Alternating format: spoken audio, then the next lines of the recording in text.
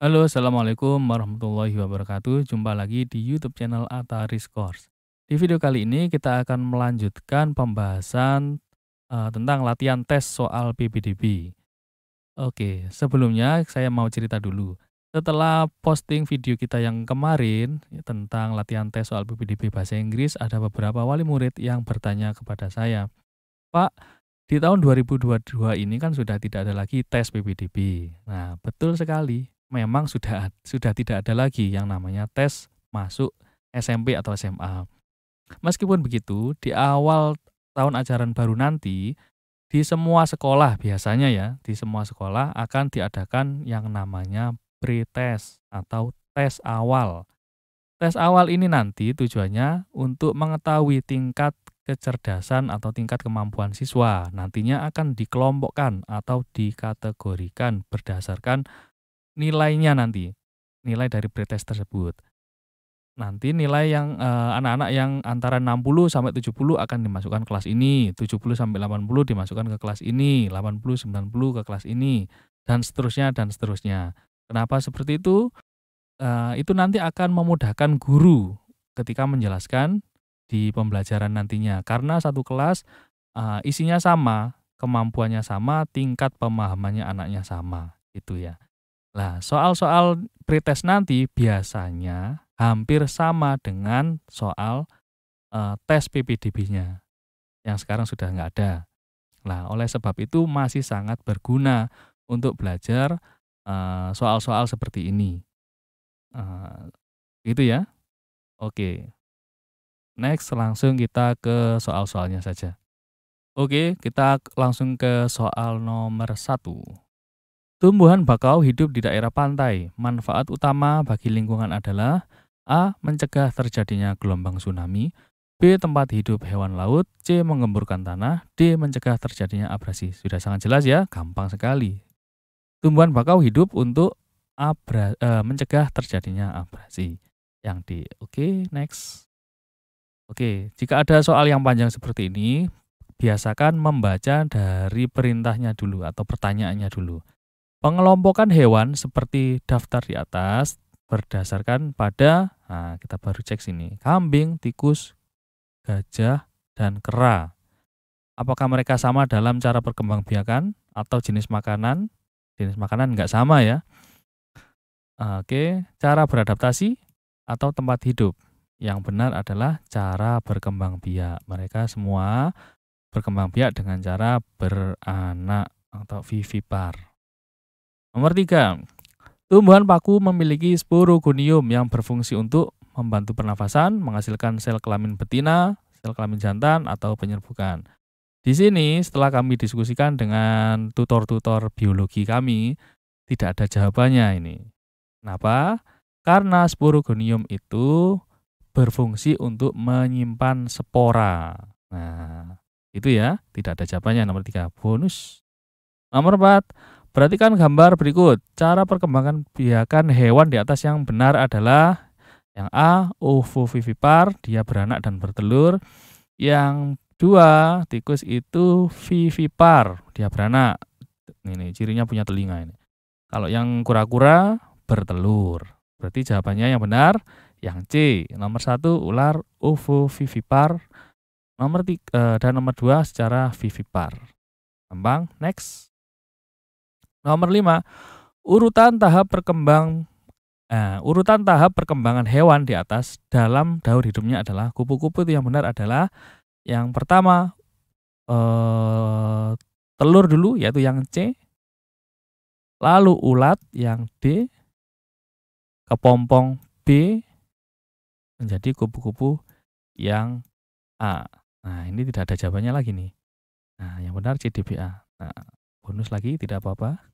Nomor 6, pemerintah membuat undang-undang perlindungan terhadap hewan tertentu yang hampir punah. Tujuannya adalah agar hewan lain tidak punah, mendapatkan penghargaan dunia, menarik wisatawan, atau menjaga keseimbangan ekosistem. Jelas yang D. Nah, jika satu hewan punah, maka yang lain akan terganggu keseimbangan ekosistemnya. Gitu ya. Nomor 7, ciri-ciri tumbuhan kaktus. Apakah berdaun lebar atau batangnya berongga dan daunnya lebar? Enggak ya. batang berair dan daun kecil, atau D, batang besar dan daun lebar. Kaktus itu batangnya berair dan daunnya kecil. Nah, nomor 8. Oke, perhatikan gambar cicak berikut. Berdasarkan tempat hidupnya, ciri khusus yang dimiliki hewan, apakah memiliki mulut dan ekor panjang? Banyak ya, tidak hanya cicak. Nomor B, mulutnya nggak panjang. Nomor B, badannya licin dan bulat. Bukan. Dapat memutuskan ekornya. Nah, ini yang C. Mempunyai kulit yang dapat berubah warna. Bukan. Itu bunglon. Next, nomor 8. Hewan berikut yang dilindungi oleh undang-undang. Yang mana? Yang A, harimau ya, sapi enggak. Yang B, harimau ya, komodo ya, cendrawsih ya. Nah, sepertinya yang B. Kita cek dulu yang C. Buaya dilindungi, bunglon enggak ya bunglon. Bunglon enggak, biawak juga enggak. Yang D, gajah, kera, nah kambingnya enggak. Berarti jawabannya yang B. Harimau, komodo, dan cendrawasih dilindungi karena sudah hampir punah. Nomor 10, urutan metamorfosis hewan di bawah ini yang benar adalah yang A ini nyamuk, berarti caranya urutannya telur, larva benar, pupa benar. Lah ini jentik-jentik ini yang salah. Karena jentik-jentik itu sama dengan larva. Nah, yang A salah. Yang B, telur, berudu, katak berekor, katak dewasa. Sepertinya benar yang ini. Kita cek yang C. Telur, kupu-kupu, ulat, kepompong. Salah, terbalik. Yang D, telur, pupa, kecoak muda, kecoak dewasa. Salah, pupa ini enggak ada. Jadi telur langsung kecoak muda. Oke, next kita ke nomor 11. Perhatikan, kita baca ininya dulu, baca pertanyaan dulu biar lebih cepat ya. Contoh simbiosis parasitisme ditunjukkan oleh nomor. Nah, cari yang parasitisme. Parasitisme itu ada salah satu yang dirugikan. Kita cek ya. Ikan hiu dengan ikan remora. Remoranya untung, ikan hiunya nggak untung, nggak rugi. Berarti dia komensalisme, bukan. 2. Cacing perut yang hidup di dalam usus manusia. Ya. Nomor 3. Bunga sepatu dengan kupu-kupu. Ini sama-sama untungnya ini. Yang 4. Tumbuhan benalu dengan pohon yang ditumpangi. Ya. 5. Kutu yang hidup di rambut manusia. Ya, bikin gatel. Yang benar adalah 2, 4, dan 5. Jawabannya C. Next. Nomor 12. Pohon randu pada musim kemarau beradaptasi dengan cara yang A, mempunyai duri. Bukan. Bukan ya. Berakar tunggang untuk menyimpan cadangan air. Bukan juga. Nah, ini biasanya pohon jati itu. Terus yang C, menggugurkan daunnya. Nah, ini kayaknya benar. Kita cek yang D, mempunyai kambium untuk memperbesar batangnya. Nah, ini bukan hanya pohon randu, semua pohon yang batangnya berkayu itu mempunyai kambium. Jadi jawabannya untuk pohon randu adalah menggugurkan daunnya.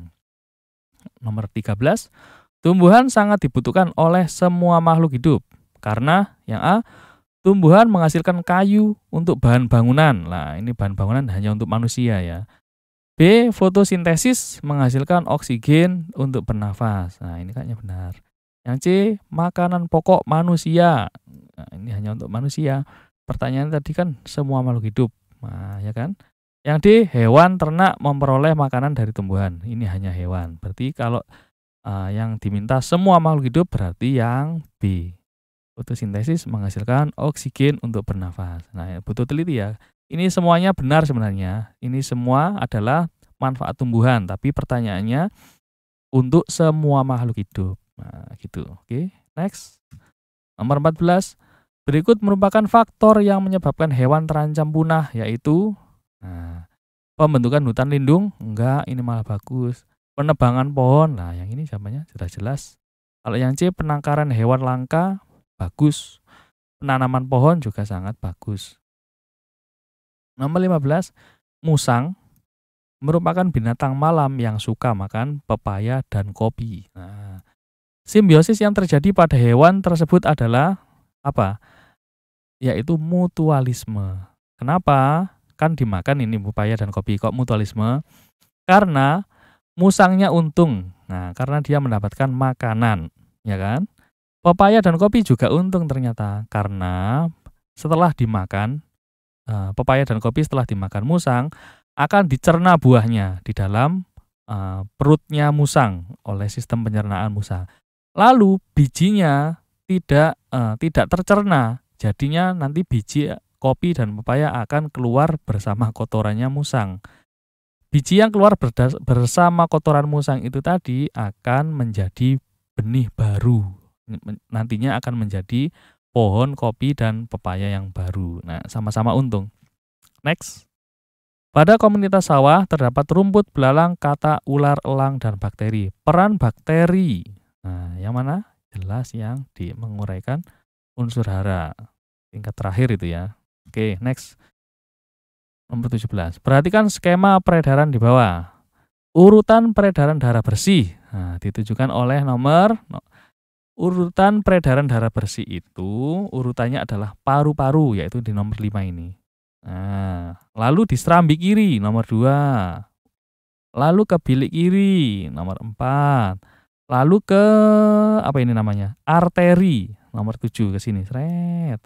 Lalu dialirkan ke seluruh tubuh ke 9 ini. Nah, ada yang ke kepala, ada yang ke bawah. Oke ya, yang benar adalah 5, 2, 4, 7, 9. Paru-paru, serambi kiri, bilik kiri, arteri, lalu ke seluruh tubuh. Next. Ciri-ciri perkembangan fisik yang dialami oleh laki-laki. Oke, kita tes. Pinggul besar dan melebar dan besar. Salah. Suara melengking? Enggak. Suara menjadi berat? Ya. Mengalami mimpi basah? Ya. Timbul jerawat? Ya. Berarti jawabannya 3, 4, 5 yang do. Oke, nomor 19. Perhatikan gambar di bawah ini, telinga ya. Fungsi organ yang nomor 2. Nah, nomor 2 itu adalah ini ada 3 tulang itu namanya 3 saluran setengah lingkaran. Fungsinya adalah untuk alat keseimbangan. Nah, gitu ya. Kalau yang nomor 1 ini namanya tulang landusa. Kalau yang nomor 5 ini namanya tulang martir. Nah, tulang martir menerima getaran, dikirim ke landusa, dari landusa dikirim ke 3 setengah lingkaran ini, lalu dikirim ke rumah siput, terusnya ke otak. Itu ya. Next, nomor 20. Proses yang terjadi pada alat pernafasan yang bernama alveolus adalah, alveolus itu gunanya untuk penyerapan oksigen dan pelepasan CO2. Itu ya. Kalau yang B, penyaringan udara dari debu dan kotoran, itu fungsinya di hidung. Penyesuaian suhu udara juga di hidung, yaitu di sinus khususnya. Sinus itu rongga udara di kedua sisi hidung. Nah, terus pelembapan untuk mengendapkan debu juga sama di sinus. Nah, oke, 20 soal sudah selesai kita bahas. Jika kalian masih bingung bisa diulang saja, gampang. Untuk versi lengkap dari soal-soal ini kita akan lampirkan di kolom deskripsi. Oke, terima kasih. Assalamualaikum warahmatullahi wabarakatuh.